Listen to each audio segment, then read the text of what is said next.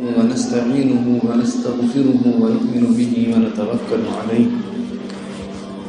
ونعوذ بالله من شرور أنفسنا ومن سيئات أعمالنا من يهده الله فلا مضل له ومن يضلله فلا هادي له ونشهد أن لا إله إلا الله وحده لا شريك له ونشهد أن سيدنا وشفيعنا وحبيبنا محمدا عبده ورسوله أما بعد فأعوذ بالله من الشيطان الرجيم بسم الله الرحمن الرحيم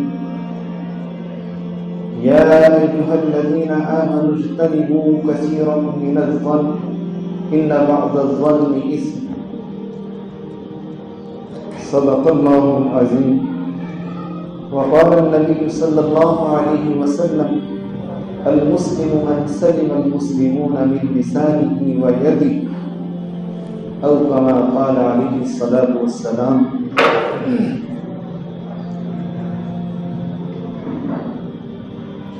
حضور پاک علیہ الصلاۃ والسلام کا ارشاد مبارک ہے کہ مسلمان وہ ہے کہ جس کی زبان سے جس کے ہاتھ سے دوسرا مسلمان محفوظ رہے، یعنی اگر کسی شخص کی کردار سے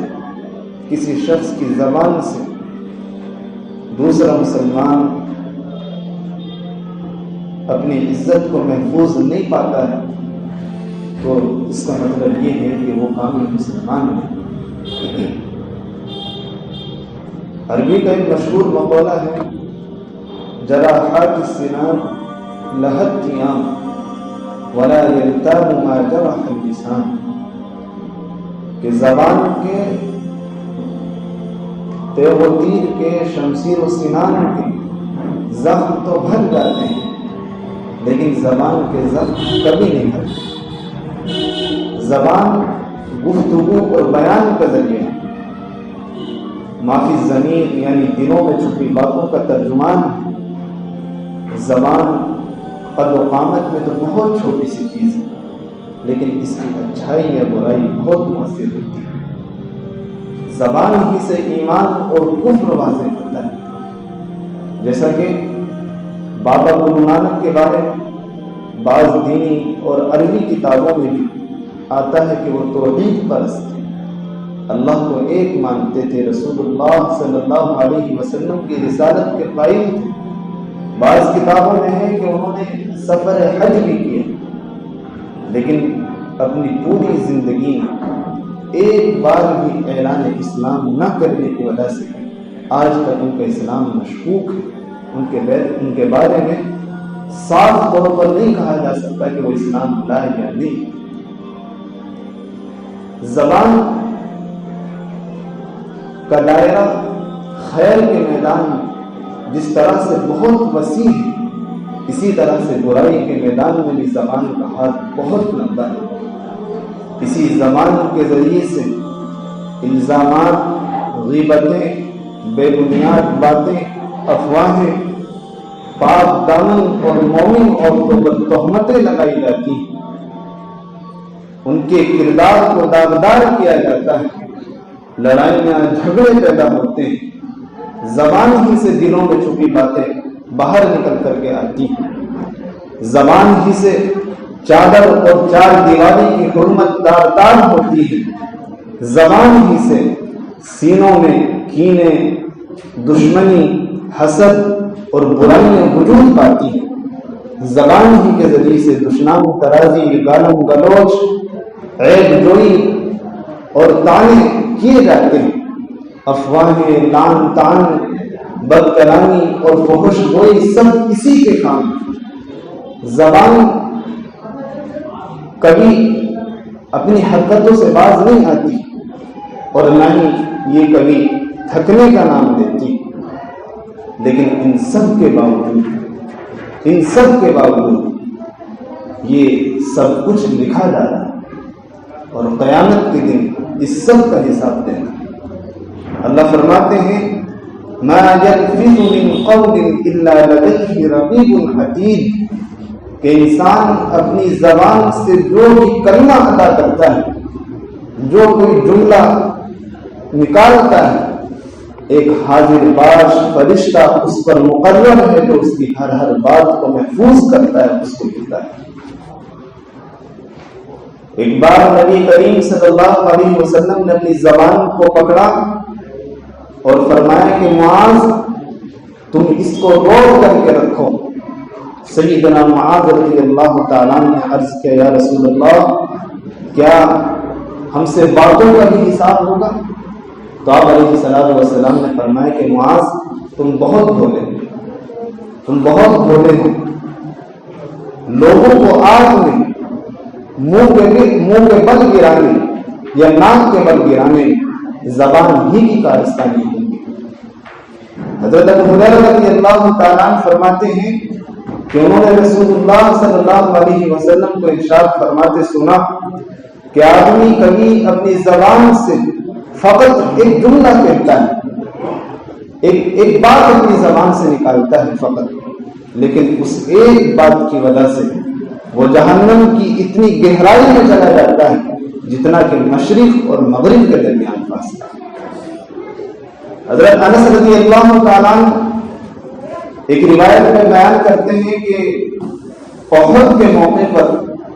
ہمارے ساتھیوں میں سے ایک نوجوان نے اپنی جان کا نذرانہ پیش کیا، یعنی وہ شہید ہو گئے۔ بھوک کی وجہ سے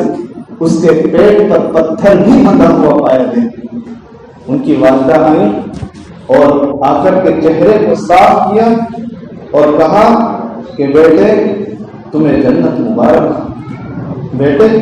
تمہیں جنت مبارک۔ اس پر رسول اللہ صلی اللہ علیہ وسلم نے فرمایا تمہیں کیا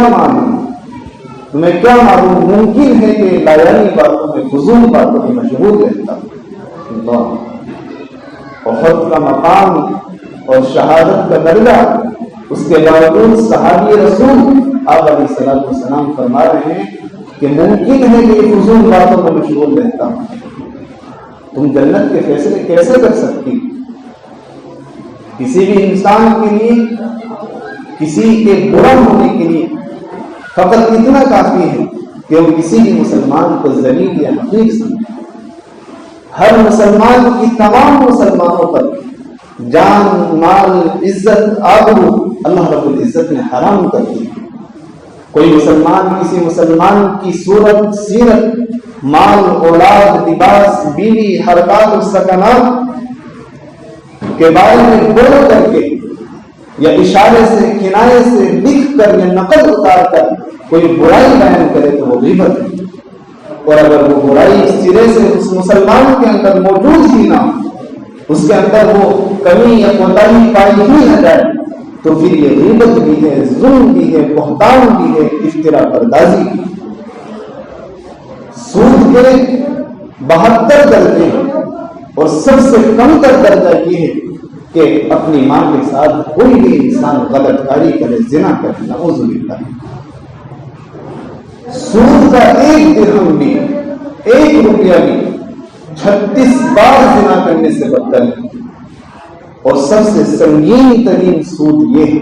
کہ کوئی مسلمان کسی مسلمان کو بے عزت کرے، اس کی عزت کے ساتھ کھلواڑ کرے، اس کی آبرو کے ساتھ کھلواڑ کرے، اس کو ذلیل کرنے کی کوشش کرے۔ زبان کی تباہ کاریوں میں سے،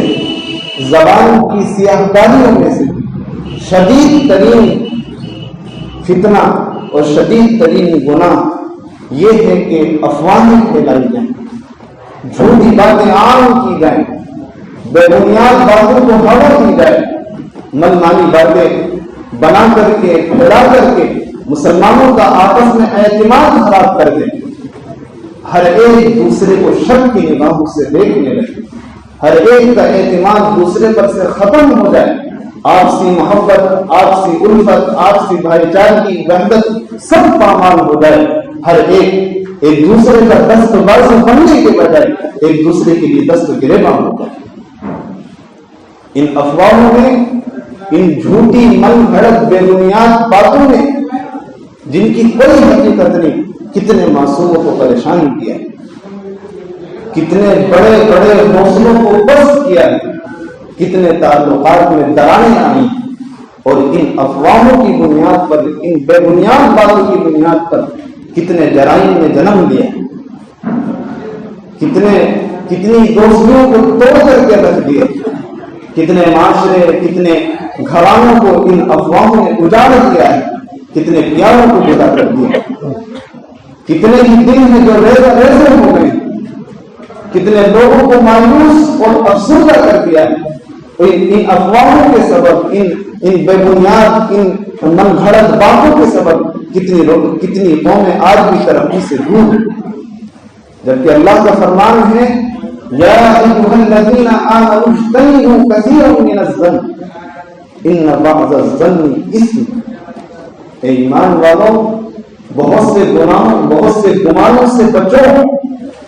ان بعض الظن اثم، کیونکہ بہت سے گمان گناہ ہوتے ہیں۔ ایک آیت میں اللہ فرماتے ہیں یا ایھا الذین آمنوا ان جاءکم فاسق بنبأ فتبینوا ان تصیبوا قوما بجہالۃ فتصبحوا علی ما فعلتم نادمین۔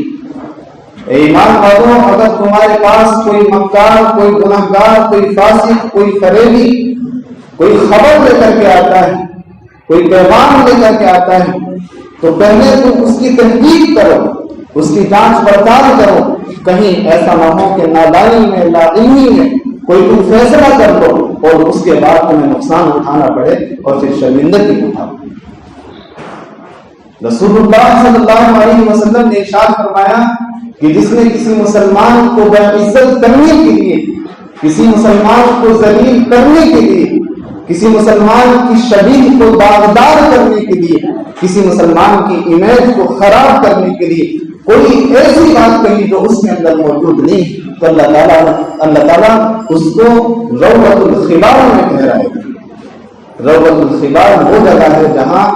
جہنمیوں کا خون اور پیپ جمع ہو سکے۔ اللہم احفظنا۔ ایک حدیث میں آتا ہے کہ جس شخص نے کسی مسلمان کی عزت میں کوئی ایسا کلمہ کہا کہ جو اس کے اندر نہیں ہے، جو عمل اس نے نہیں کیا ہے، تو اللہ تعالیٰ اس کو روک لیں گے، جنت میں جانے سے روک لیں گے، یہاں تک کہ وہ اس غلطی سے پاک و صاف ہے۔ جس طرح ایک مسلمان کی جان حرام ہے، جس طرح ایک مسلمان کا مال حرام ہے، اسی طرح سے ایک مسلمان کی عزت اور آبرو بھی اللہ رب العزت نے حرام کی۔ کوئی اس کی عزت کے ساتھ، کوئی اس کی آبرو کے ساتھ کھلواڑ نہیں کر سکتا ہے،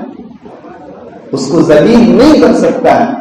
شکوک اور شبہات کی بنیاد پر، غلط باتوں کی بنیاد پر، افواہوں کی بنیاد پر، من گھڑت اور بے بنیاد باتوں کی بنیاد پر آپ کسی کو یوں ہی رسوا نہیں کر سکتے، ذلیل نہیں کر سکتے، کسی کے شبیہ کو داغدار نہیں کر سکتے، کسی کے کردار کو داغدار نہیں کر سکتے۔ آپ پر لازم ہے کہ کوئی بات آپ کو کسی کے تعلق سے پہنچے، فتبینوا، آپ پہلے اس کی تحقیق کریں۔ اس نے یہ عمل کیا، اس نے یہ بات کہی، اگر کہی ہے تو بھی ٹھیک ہے کہ اس کو صحیح انداز سے سمجھایا جائے، اس کو صحیح پیغام پہنچایا جائے، تعلیمات رسول کی روشنی میں اس کی اصلاح کی جائے، اور اگر نہیں کیا ہے تو پھر یہ غیبت، بہتان، افتراء پردازی کے جرم میں شامل ہوگا۔ حدیث میں آتا ہے کہ جو شخص کسی کے متعلق اس کو ذلیل کرنے کے لیے، اس کو بے عزت کرنے کے لیے کوئی جھوٹی افواہ پھیلاتا ہے، جھوٹی بات کو عام کرتا ہے، کوئی بے بنیاد بات کو عام کرتا ہے، حدیث شریف میں آتا ہے اللہ کے نبی علیہ الصلوۃ والسلام نے فرمایا کہ اللہ پر حق ہوگا، اللہ پر حق ہوگا کہ اسے اس بات کی وجہ سے جہنم میں اس قدر پگھلائیں کہ وہ اس جرم سے پاک ہو جائے۔ اللہ رب العزت ہماری حفاظت کرے۔ کسی مسلمان کی پگڑی کو اچھالنا، کسی مسلمان کے تعلق سے غیبت کرنا، کسی بھی مسلمان کے کردار کو داغدار کرنا،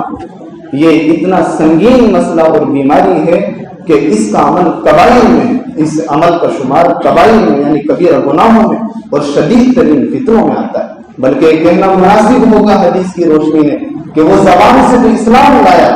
رسماً تو مسلمان ہوا، لیکن اس نے ایمان کی حلاوت کو محسوس نہیں کیا۔ حضرت ابو برزہ اسلمی رضی اللہ تعالیٰ فرماتے ہیں کہ رسول اللہ صلی اللہ علیہ وسلم نے ارشاد فرمایا، اے وہ لوگوں جو زبان سے تو ایمان لائے ہو، اے وہ لوگوں جو زبان سے تو ایمان لائے ہو لیکن ایمان ان کے دلوں میں داخل نہیں ہوا ہے، لوگوں کی عیب جوئی مت کرو، ان کی غیبتیں مت کرو۔ جو لوگوں کی عیب جوئی کرتا ہے، ان کے عیوب تلاشتا ہے، ان کے متعلق طرح طرح کی باتیں عام کرتا ہے، پھر اللہ اس کے عیب تلاشتا ہے،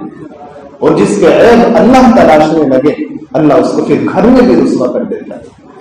ایک مسلمان کا مقام بہت بلند ہے،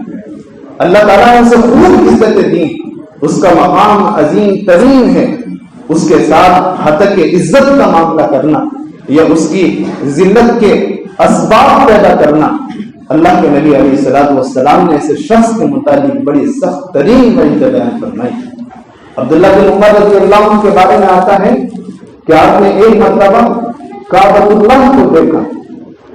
کعبۃ اللہ کو دیکھنے کے بعد کہا کہ کعبہ کتنا عظیم تیرا مقام ہے،